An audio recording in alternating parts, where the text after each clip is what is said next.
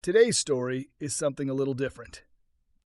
When asked what is true happiness, Professor Joo-hwan Kim offers a bold answer. Happiness is not about conditions, it's a decision. We often think, I'll be happy when I pass the exam, when I get a job, buy a house, or get married. But according to Professor Kim, once happiness becomes conditional, we lose sight of it, like chasing a mirage. He explains, the more you depend on conditions, the more anxious you become. Before you earn that money, you worry you won't make it. Once you have it, you're afraid to lose it. Even love becomes fragile when your happiness depends on someone else. That's why he urges us. Decide to be happy right now. Happiness once chosen is untouchable. No one can take it away from you. Professor Kim also offers a fascinating insight on emotions. He says this, all negative emotions come from fear. Anger, anxiety, irritability, they all stem from the amygdala, the brain's built-in survival sensor. It once protected us from wild animals. Today it reacts to exam papers, arguments, and work pressure. So what do? Professor Kim explains, we can calm the brain by changing the body. Drop your shoulders. Let go of your jaw. Soften your gaze. And let your belly breathe, easy and natural. These simple physical changes send a message to your brain. Hey, we're safe, no threat here. That's how we calm the amygdala. Then how can we truly focus and perform at our best? Professor Kim points to another part of the brain.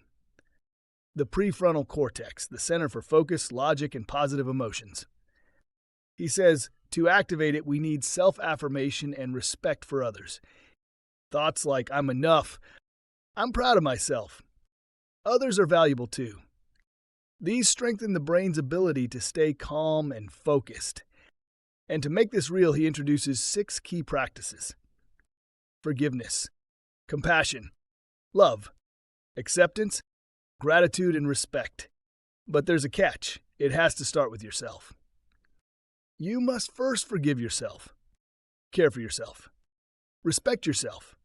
Only then can those feelings reach others. Now here's something powerful.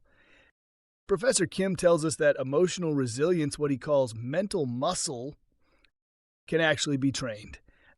Just like physical muscles, the brain can rewire itself through repetition.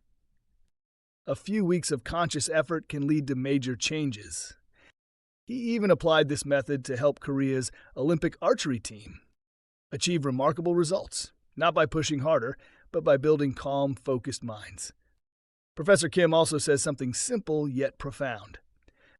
If you sleep well, you probably won't need a therapist. Insomnia, depression, anxiety, all of these, he explains, are often rooted in chronic overactivation of the amygdala. Your body is lying down, but your brain still thinks it's being chased by a wild boar. So what's the antidote? Mindfulness. Notice your breath. Feel your weight in the chair. Be aware of your feet on the floor.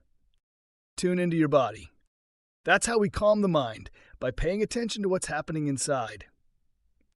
That, he says, is what real meditation is.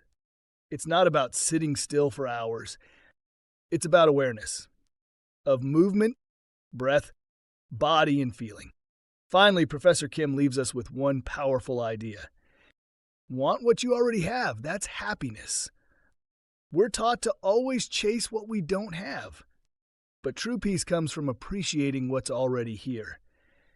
He says, if you base your happiness on something or someone, you'll always live in fear. But if you choose happiness regardless of circumstance, that is unconditional joy. No matter what happens, no one can touch your happiness if it's your decision. So what's the takeaway? Understand your fear. Train your mind. Relax your body. Choose happiness unconditionally. Because as Professor Kim reminds us, peace isn't found. It's practiced.